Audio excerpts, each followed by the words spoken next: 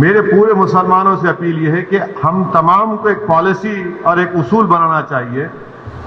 کہ ہمارے مسجدوں میں جو 65 سال کے اوپر ضعیف ہیں ان کو ہم روکے کم سے کم 1 جون کے پورے مہینے ختم ہونے تک، کیونکہ ان کے جسم میں امیونٹی کم ہو جاتی ہے، مختلف خدا نخواستہ اگر ان کو ڈائبٹک ہے، بیماریاں ہیں، تو باڈی میں وائرس سے مقابلہ کرنے کی طاقت کم ہو جاتی ہے۔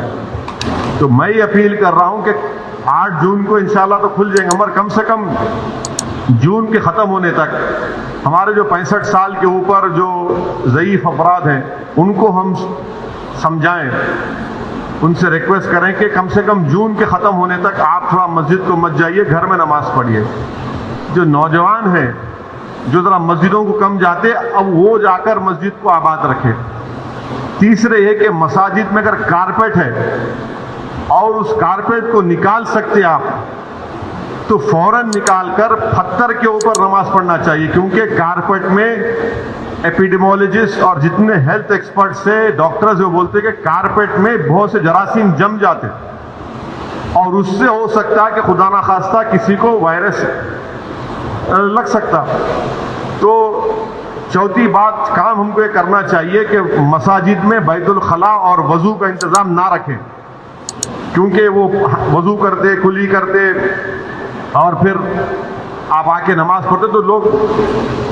گھر سے ہی اپنے وضو کر کر آئیں، اور نماز جب پڑھیں گے تو نہیں معلوم مفتی اکرام کو فیصلہ کرنا ہے کہ اگر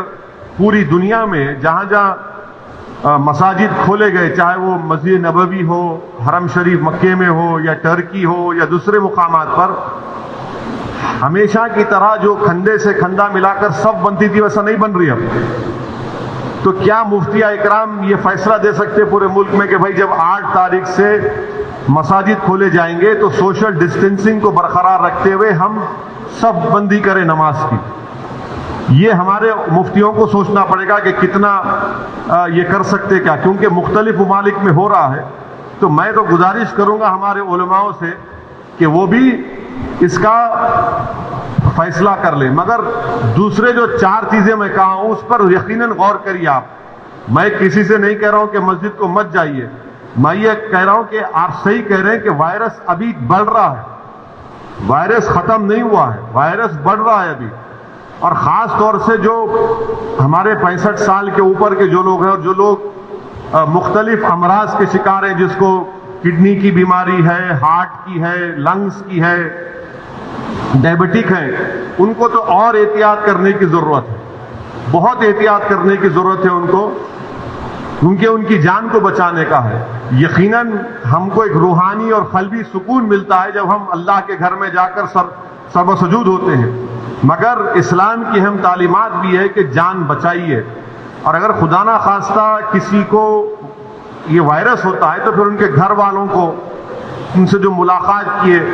پھر ایک نیا سلسلہ شروع ہوتا ہے ٹریسنگ کا، پرائمری کانٹیکٹ کون تھے، سیکنڈری کانٹیکٹ کون تھے۔ یہ میرے احساسات ہیں،